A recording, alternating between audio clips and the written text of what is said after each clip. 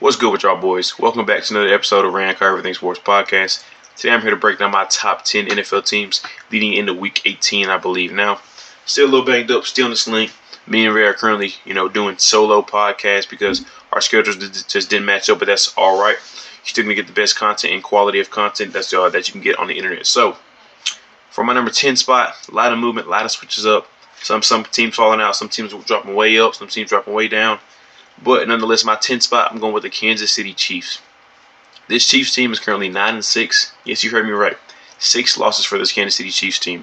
We don't usually see that a lot from this Chiefs team.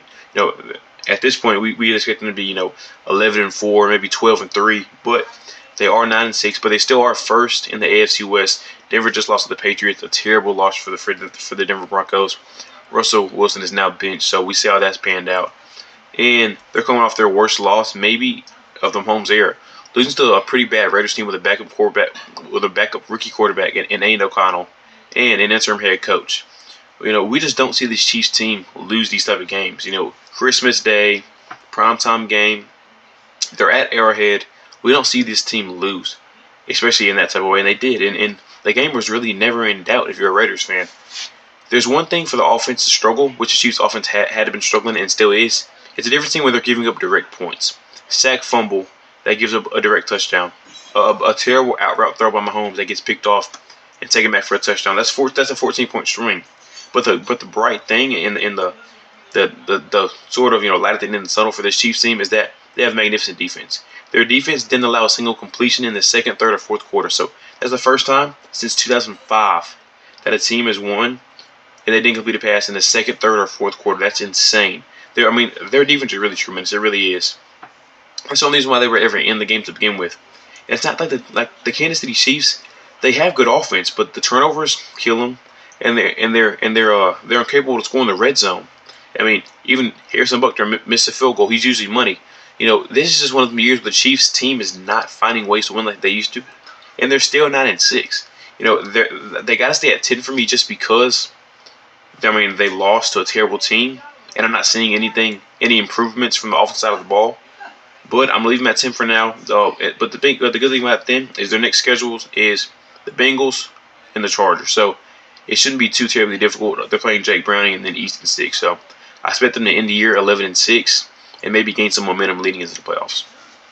For my number 9 spot, I've got the Detroit Lions. They're currently 11-4 and first in the NFC North. I'm not a fan of this Lions team. I'm not. I understand they just beat Minnesota, but you're playing Nick Mullins, and you could have very easily lost that game. They just played two tight games.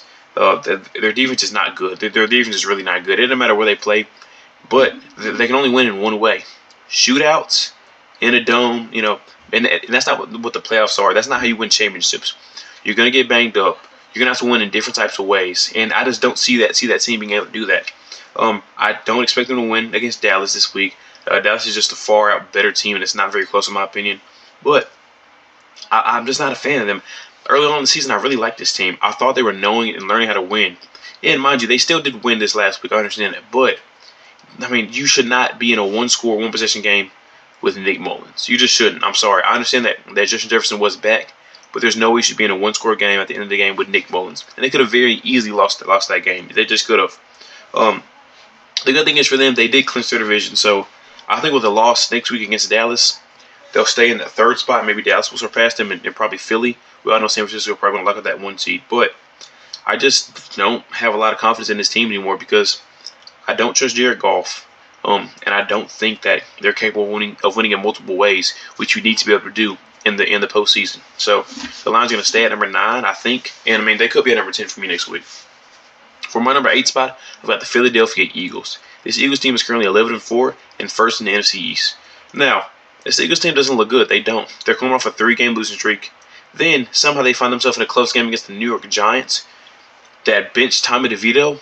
How are you in a one-score game with a quarterback that got benched mid-game? Usually it's a blowout. They're bringing a guy, see what he can do, even though Tyrod Taylor is a veteran. But this Eagles team just doesn't look good. Their secondary is terrible. Tyrod Taylor came in and threw for over 200 yards, and that was just at halftime. So, I don't understand what this team's doing. This Philly team is really good, but I'm not sure how good Nick Sirianni is. You look at all the coordinators that he had. Outside of those years with coordinators, he's not really that great. And this team all around is not really that good, I don't think. They have an immense amount of talent, no doubt about that. But I think their offense is very predictable. It's tush push, weak run game, and let's throw the ball to A.J. Brown. That's kind of what it is for me. And I'm just not a big fan. Jalen Hurts has been banged up all year. They never seem to get anything really going on offense. And when they do, it's maybe for a drive or two, and that's it. They're just winning too close. They don't blow any teams out.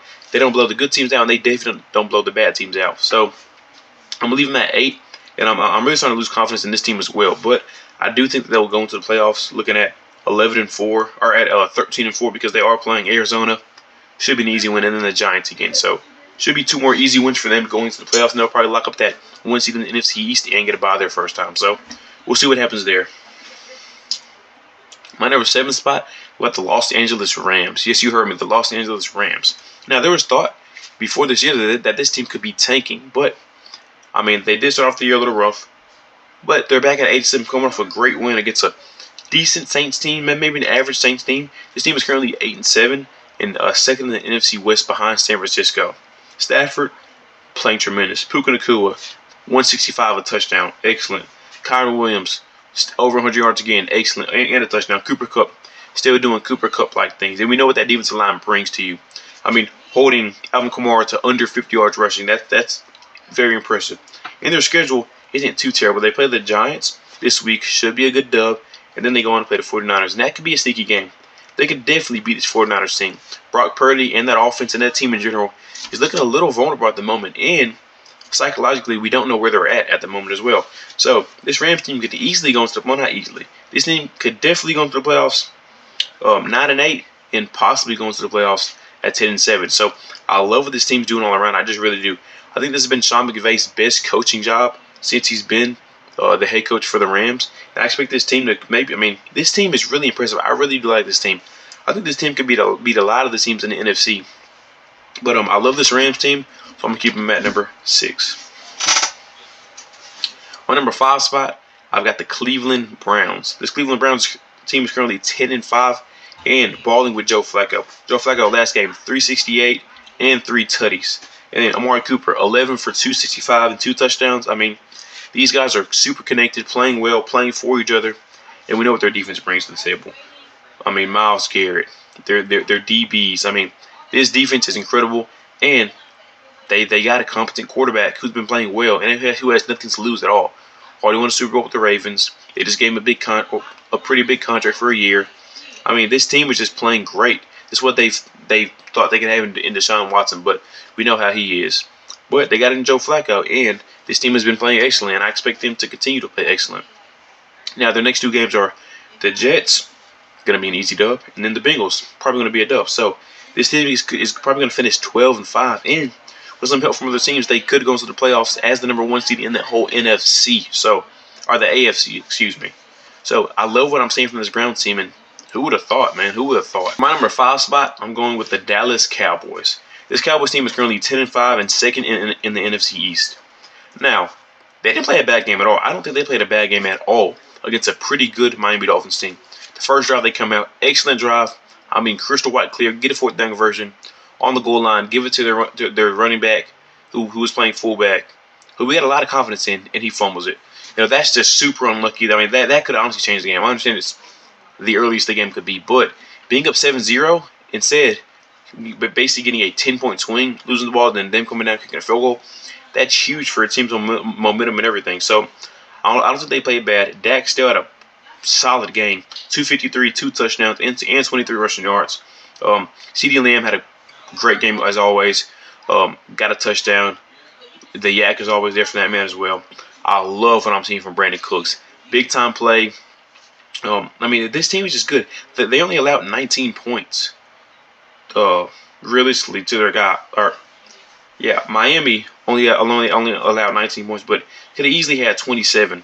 I still like what I'm seeing from Dak Prescott. Like I said, I wish they would get the run game going more. This team is too Dak reliant, in my opinion. They draw back too many times. They let him sling the ball too many times. And I mean, they just need to be better in the run game. I feel like the run game would open up so much more for their pass game, because in the playoffs, if they understand you can't run the ball, And with some injuries they have to the O-line, they're gonna drop back, force Dak to have turnovers, force Dak to hold the ball, and then get home. So I need them to have a better run game because this team is too Dak Prescott reliant. I understand he's playing excellent, probably the best of his career. Honestly, he's still in that MVP discussion with a great game Thursday or Saturday night. He very easily could get back in the lead with that game. I mean, I love what I'm seeing from them. Their remaining schedule is Detroit. That's going to be a good game, but I think they will win that game. They're at home. They haven't lost all season at home, so I think they'll go to 11-5 and then beat Washington to make it to 12-5. So there's a chance this team could be the first seed in the NFC East. Now they need some help from Philadelphia and the Giants and Commanders, but nevertheless, there's always a possibility for that to happen. But anyways, I really do like this Cowboys team. I love their defense. I love where Dak Prescott is, how he's playing. Matt McCarthy still, maybe with late game clock management, is still an issue, but we'll have to see in the future. We all know that that's been one of his knocks as a coach, even back in Green Bay. So we'll see how that goes. But for now, I'm going to keep the Cowboys at number 5. My number 4 spot, we got the Buffalo Bills. This Buffalo Bills team is 9-6 and second in the AFC East. Now, I understand they had a solid close win against Easton Stick, but teams that fire their head coach always play with a better sense of urgency. They're coming off such an embarrassing loss, losing by 50 points. I mean, there was no shot this team was to come out flat, playing at home. And honestly, Easton Stick didn't look bad in the Raiders game. I mean, they as a team did, but overall, he didn't look that bad. So I wasn't surprised that this game was close. I really wasn't. Now, Josh Allen did have a pick. It wasn't a great pick. And he did miss a few throws here and there. But overall, I think they played a solid game. I mean, they've won 3 straight, beating KC at KC, then going home and beating Dallas. This team is playing very well. They just are. They found a new run game. James Cook rushed for over 70 yards again. They had Leonard Fournette in the game. He's returning kicks and he got a few carries. So that's just another fresh body to get in there running the ball. So they got Latavius Murray, James Cook, and Leonard Fournette. So I love what I'm seeing from them. Now their schedule. They have New England coming up. Now New England did beat them the first time, but I expect them to come out and crush New England this game. Then they'll play Miami. I think they're the better team, better than Miami, like they were the first time. But we'll see. For my number 3 spot, I've got the Miami Dolphins. Now, I don't think they're better than the Cowboys or the Bills, but it's hard for me to not put them there with how well they're playing. This team is currently 11-4 and first in the AFC East. I mean, listen, they were 0-3 against teams above 500, but they got a very, very good win against the top 5 team, in my opinion, against the Cowboys last week. And Mostert was banged up. He didn't even play really the second half at all. He got maybe 2 or 3 carries. After that, they kind of set him down. Tyreek Hill was still coming off an injury. He didn't have a great game either. Well, for his standards. But I think I'm gonna regret putting them there, and I can easily see them, coming out of that 3 spot. I think that's super, super generous for this Miami Dolphins team. But like I said, they had their best team. They didn't have any turnovers, and that's always huge. Playing mistake-free football is going to get you wins, and it's going to allow you to get in positions to not have wins on your resume. I love Mike McDaniel. I love what he's doing. He plays the two of strength and then that offensive strengths so well. Waddle got active. He got a little banged up, but he still played a good game. Tua, Tyreek, all these guys play super well. So I expect this team to keep winning. They have an easy game against the Washington, and then play a kind of tough game against. Oh no, they have a game against the Ravens. That's going to be a super tough game this week. All eyes will be on Tua and Lamar for that MVP race. Those two guys are definitely in it. And then they play the Commanders. So I don't expect this. They play Baltimore, super tough game, and then Buffalo, another super tough game. So this is going to be super, super tough for this team in their remaining schedules. But nonetheless, I have them at number 3. For my number 2 spot, I've got the San Francisco 49ers. Now, there's no need to panic. I understood what Brock Purdy was before this game, so that's why I don't drop them very low, because I understand who he is as a player and what you can do to beat him. This team is still 11-4. They're still first in the NFC West, so and they're going to finish probably first.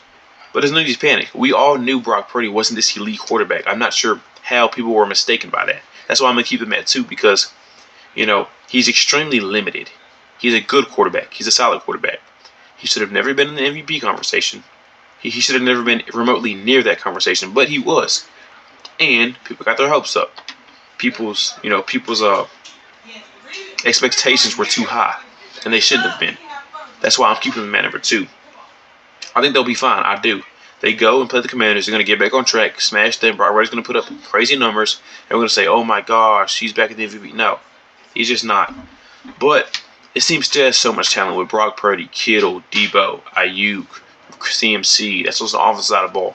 Chase Young, Nick Bosa, Charvarius Ward, Fred Warner, Greenlaw. I mean, this team is too talented to panic and throw this team out the window. They're just not going to happen. But like I said before, and I'll say it again, if they don't get where they're supposed to go, it'll be because of the limitations on Brock Purdy.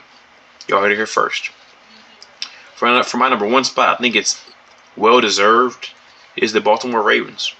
I mean, I'm still skeptical on this team. I really am. I'm not sure what they'll do in the playoffs because we've seen them have great regular seasons. But it just feels different this year. It honestly does. I'm not a big fan of the Ravens at all. Man, I don't really care for them. I like them more. But, I mean, this just feels different. They're 12-3 and currently first in the AFC. This was a game where they could have easily, let slide or, after Lamar gets tripped by the ref, it's all right, we're still going to be 11-4. We're still going to be first in the AFC. There's no big deal. But Lamar, man, he's now 20-1 versus teams in the NFC. That's a stat that's crazy. These NFC teams don't get anybody like Lamar, and you can't really replicate him in practice. So you're almost kind of half preparing for these games when you see him. And when you stepped on the field, you knew Lamar was the best player on that field. And I don't think it was very questioned. I mean, they dominated this 49ers team. They really did. Lamar looked amazing. The young receivers looked amazing. Their defense played great. This Ravens team all around is just balling, and I'm really happy for it. And I'm curious to see what they do these next two games. They play Miami, and they can clinch with the win against Miami. They can lock up the 1 seed. So I think if they do win this game, which I do think they will, that's one of my locks for the week. I think they'll win this game, and I think they'll rest their guys against a physical, tough Pittsburgh team. So I expect the Ravens to stay at number 1, go and play Miami, win that game, and then rest for the week 17. So that's my top 10. I appreciate y'all watching as always. As always, tune in next time. Peace.